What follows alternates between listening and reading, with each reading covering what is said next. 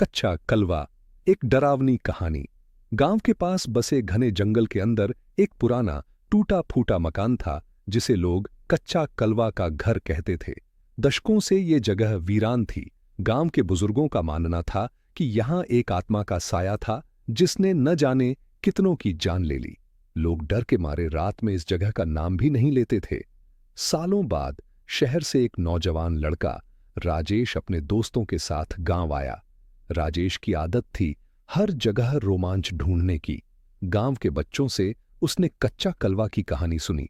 उसे यकीन नहीं हुआ। उसके दोस्तों ने भी कहा कि यह सब बकवास है। राजेश ने चुनौती के तौर पर कहा, अगर यह सच है तो मैं खुद जाकर देखूंगा। गांव वाले उसे मना करने लगे, लेकिन उसका हठ बढ़ता ही गया। आखिरकार एक रात राजेश ने अकेले ही उस मकान में जाने का फैसला कर लिया। रात का अंधेरा घिर चुका था। घना जंगल और हवाओं की सरसराहट एक अजीब सा डर पैदा कर रही थी। राजेश हाथ में टॉर्च लिए मकान की ओर बढ़ने लगा। जैसे ही वह मकान के पास पहुंचा, अचानक टॉर्च की रोशनी धीमी पड़ने लगी। मकान अंदर से खंडहर जैसा लग रहा था। दीवारों पर फटी हुई तस्वीरें, धूल भरी जमीन और टूटे फर्श। अचानक राजेश को लगा कि कोई उसकी ओर देख रहा है।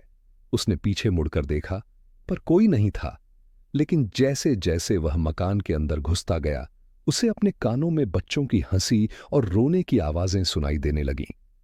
राजेश अब डरने लगा था। तभी उसने एक कमरे के कोने में हलचल देखी। एक काला साया धीरे धीरे उसकी ओर बढ़ रहा था। उसकी आंखें पीली और चमकदार थीं और चेहरा नीला सा था। वो साया चीखते हुए आगे बढ़ा और बोला, तू यहां क्यों आया है? तुझे यहां नहीं आना चाहिए था। वह साया कोई और नहीं बल्कि कच्चा कलवा था। वह आत्मा जिसने दशकों पहले गांव के बच्चों को मारकर उन्हें इस मकान में कैद कर लिया था। उसकी छाया इतनी भयानक थी कि राजेश का खून जम गया।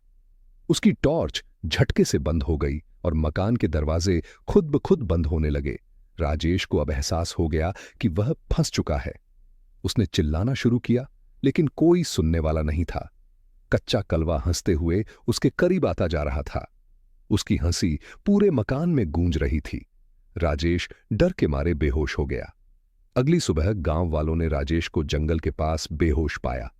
जब उसने होश में आकर कच्चा कलवा की कहानी सुनाई, तो गांव के बुजुर्गों ने बताया कि वह आत्मा असल में एक बच्चे की थी जिसे कई साल पहले इसी जंगल में मार दिया गया था। उसकी आत्मा अब भी बदला लेने के लिए यहां भटक रही थी।